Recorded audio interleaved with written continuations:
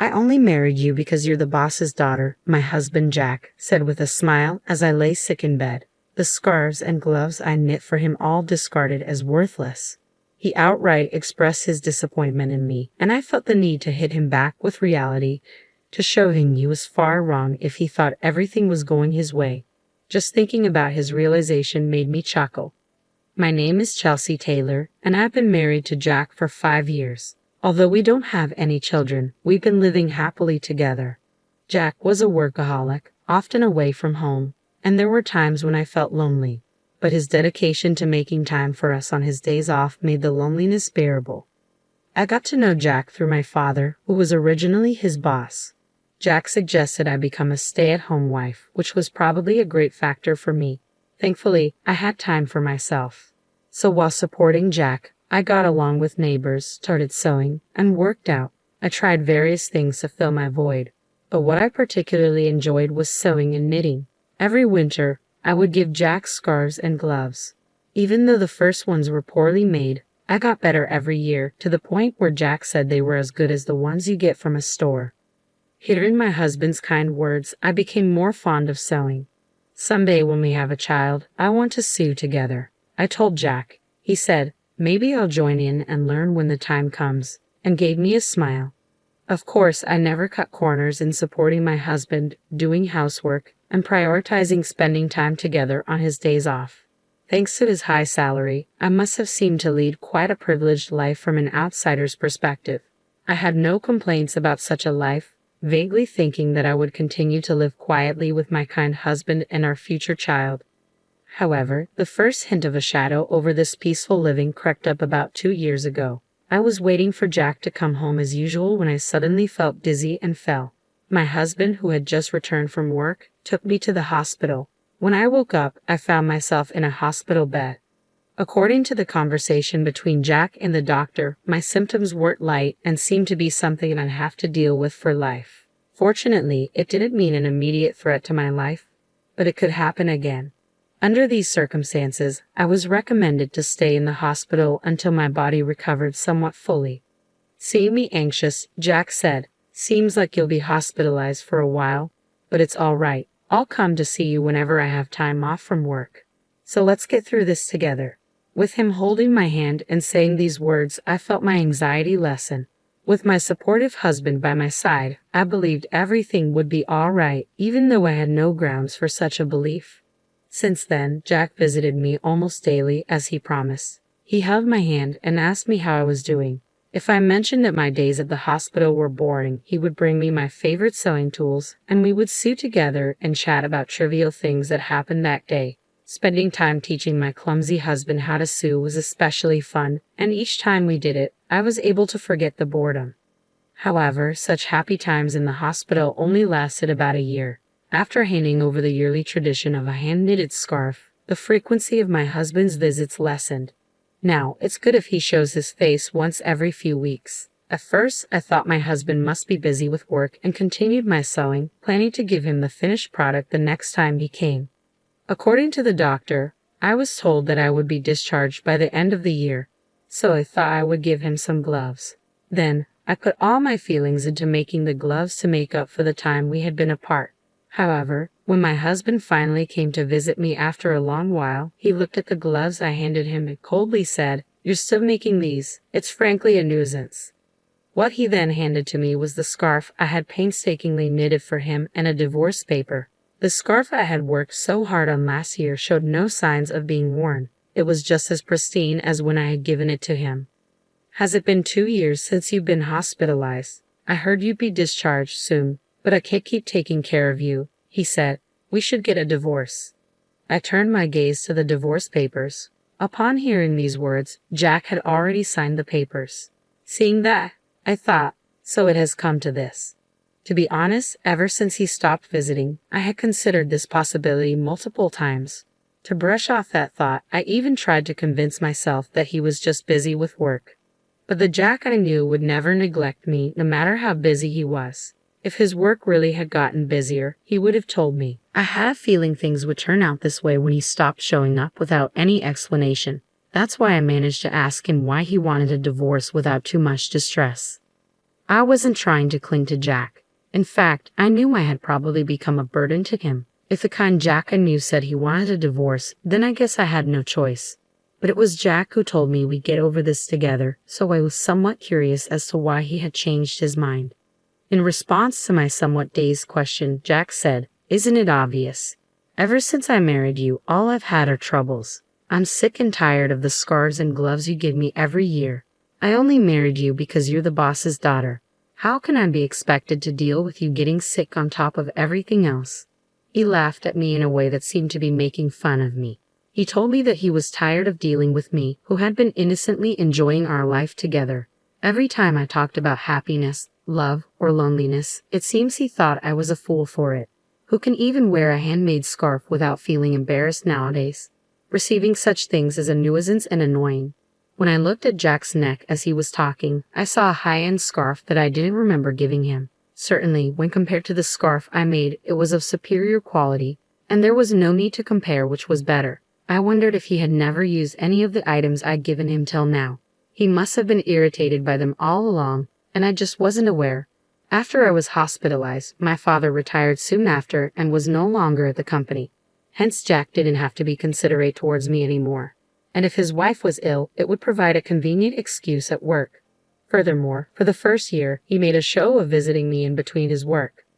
I could imagine my father, prior to his retirement, often speaking about this at work, portraying my husband as a good man who works hard while caring for his ill wife. It was obvious that he had established this persona and was well regarded by his colleagues.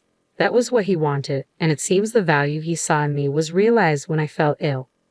When I voiced these thoughts, my husband looked surprised and confessed, "Well, it did make work easier. When I spoke about you, everyone was sympathetic and treated me nicely. If I worked a little overtime, I was praised for being diligent and responsible. If I wanted to take a break, all I had to say was my wife is, and that was it." He admitted this without any sign of remorse. He had skillfully used my situation to his advantage in ways I wasn't aware of. As for my name's up for the next promotion, I mean, they're all idiots, but I have to thank your illness for that, he continued. As I listened to him with my eyes downcast, I lifted my gaze after he finished talking. What I saw was an ugly grin, and the man I loved was nowhere to be found. I understood that this was his true nature. Well, if I could be of help, that's good. We probably won't see each other again, so take care, I simply said, and handed back the divorce papers. He had no use for me after receiving them and quickly turned on his heel to leave.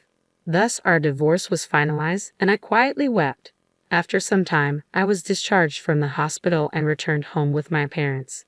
When my father heard about what had happened, he raised his voice.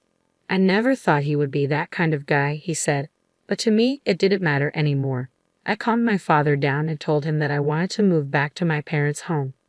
Once I finished tidying up the house, my parents were understanding and told me to do what made me happy. For now, I decided to live with my parents. Before that, though, I decided to visit the house. Where I had lived with my husband, however, a problem arose. The front door lock wasn't working. Confused, my parents and I looked at each other and decided to ring the doorbell, only to be greeted by a stranger. In my bewilderment, I asked him about the situation, and he said he had bought the house a little while ago. It seemed he had been living there for a few months already and appeared to be happily living with his wife and child. My parents' anger only grew with this revelation, but I chose not to disturb the new family. I bowed my head and quietly left. However, I couldn't just let things be, so I immediately contacted my husband. He casually responded on the phone. "Ah, yeah, I sold it while you were in the hospital. I'm keeping the sales money as compensation. It was my house to begin with, so you have no complaint, right?" I couldn't help but let out a sigh at his nonchalant words. I wish he could told me sooner. From what I gathered from the new owner, the house had been sold quite a while ago. My husband probably put it up for sale about a year ago, around the time he stopped showing up. Even if he intended to divorce me at that point, selling the house without any discussion was just outrageous. Our divorce had already been finalized with the submission of our signed divorce papers. However, since I was in the hospital, we had agreed to discuss compensation and asset division after my discharge. We had planned a meeting for next week, but my husband had taken action on his own, which was just unbelievable. What was even more troubling was that my husband didn't seem to think he had done anything wrong. That's why I told him calmly over the phone, "You really don't know anything, do you?" "Huh? What do you mean? He asked, sounding puzzled. To which I responded, I'll explain in detail next week. And then I hung up. I smiled at my worried parents and told my father I had a favor to ask. I shared my thoughts with him and asked him to prepare for what was to come. I see. I've got it all prepared, the necessary documents. The discussion is next week, so there's not much time. But we'll manage somehow, my father said, offering a slightly troubled smile. As a father, he probably feels some guilt for recommending my husband to me. His anger at my husband seemed to fuel him to do whatever he could. I thanked my father and waited for the day of our discussion. Imagining my husband's face at that time brought a smile to my face for the first time in a while. With my father's help, I prepared for the meeting. The place we chose for our discussion was at my family's home. My parents and I sat in a line, with my husband sitting alone across from us. Surely, he knew that my parents were injured by the divorce, but he didn't seem to care anymore. He probably thought there was no longer a need to be mindful of my parents. His composure was unshaken, even a hint of a smile was visible on his face. His demeanor was nothing short of insolent. I'm the victim here, however, I don't intend to demand too much alimony. The proceeds from the sale of the house will suffice, he said. His words conveyed a sense of magnanimity, as if he was making the compromise. Seeing his attitude, my father's face turned crimson, but I gently placed my hand on his, trying to calm him down. In this discussion, the one who would be at a disadvantage is not us, but my husband. Knowing this, there was no need for us to be unnecessarily upset. There's something important we need to discuss first. As I spoke, my father presented a document. It was a paper proving that the land on which my husband's sold house stood was owned by my father. Indeed, the house was in your name. There's no disputing that. However, the land on which the house stands is my father's property, and he still holds the title to it. That should be clear from this document, right? Upon hearing my words, my husband slightly furrowed his brow. So what? The house was mine regardless. No one has the right to complain. Do you think you can retaliate against me with that? He chuckled and sighed, as if he found the situation ridiculous. It's true that even if the land title was in my father's name, there's no problem with the sale of the house as long as the house is under my husband's name. I continued. My husband must have looked into this matter before selling the house, and indeed, there were no legal issues with his actions. However, this is only from a legal perspective. For the family that bought the house, this would create a significant issue. You sold the house, didn't you? But considering we have the rights to the land, my father can demand rent from the family living there. Won't that cause some trouble? I asked. The situation is different from what they were told. Neither my father nor I intend to take such a course of action. However, that does not mean we are willing to relinquish the rights to our land for nothing. In that case, the action we would take is to sell the land to the family. We wouldn't go so far as to ask them to leave, nor do we plan on charging monthly rent. But naturally, it would be problematic for us if they did not purchase the land. Originally, that land was something my father had gifted us to live on, not to be freely given away to strangers. And if that happens, I hear the family who bought the house could sue you because, as I said earlier, the deal was not as they had been told. Imagine the frustration they find, finally buying their dream house, only to learn the land is owned by someone else, and they now have more expenses. After obtaining the proof of my father's land ownership, we immediately went to that family. Once we explained the situation, they were understanding. They reasoned that if there's any trouble, it's the seller's responsibility. Therefore, if the negotiations here don't go well, they would end up suing my husband. Seeing my husband's face turn pale, I could tell he understood my point. He seemed to realize that no matter what, he would incur a significant amount of money due to his mistake. In a trembling voice, he asked, "What should I do then?" To this, I smiled and responded, "The family could purchase the land from us and consolidate the ownership. Then you make up for that amount. This would settle everything smoothly. In this scenario, the family won't have to unnecessarily sue my husband. If the family becomes the owners of both the house and land, all the current issues will be resolved. Of course, they weren't informed about the land price when they bought the house, so they will likely charge my husband for it. But that's not their family's problem. The issue would be that because the land is in a prime location, the cost of the land could be higher than the sale price of the house. Even if my husband gives up all his assets, it won't be enough. In the end, he won't have a penny left to his name. Or you could buy back the house, then pay for the land. Of course, you'd have to pay the family a relocation fee. In this case, both the land and house would return to my husband's possession. He could then sell them again, which could give him some money. However, considering the revocation fee, there's a low chance that my husband will end up with any money. Whichever option he chooses, my husband will be at a loss. Also, about alimony, I've been mentally distressed by your actions. I plan to claim compensation for that, so keep that in mind. All this time, my husband Jack used me as a pawn in his pursuit of promotion at work. Now that I know this, I am repulsed by everything Jack did for me in the past, and I plan to file for damages due to emotional distress because of it.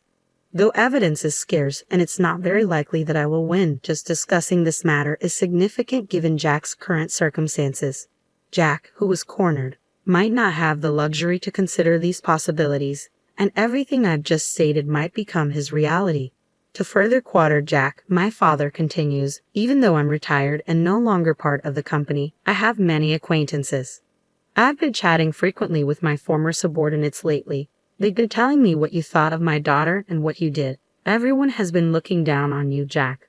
With a cheerful smile, my father shares this news, and Jack finally realizes the situation he's in. The status he had built in the company using me and the money he gained by selling the house without my consent.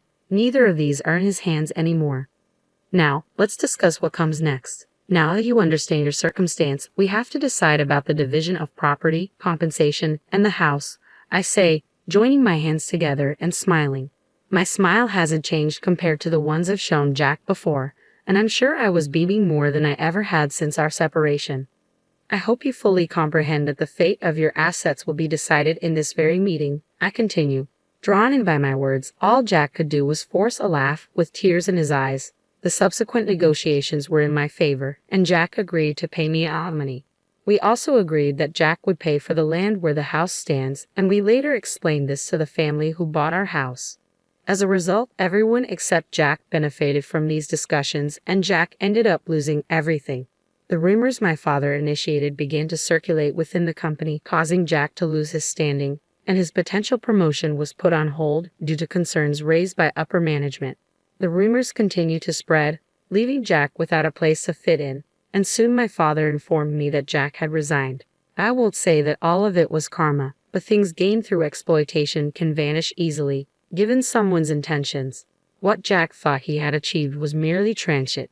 As for me, I'm currently living in my parents' house and running a sewing class. I can't say that my classes are jam-packed, but I've been able to earn a decent income thanks to attendees like my neighborhood wives and kids. While I couldn't make it happen with my own children, like I once told Jack, I've now realized that sharing the things I love with others indeed brings me happiness.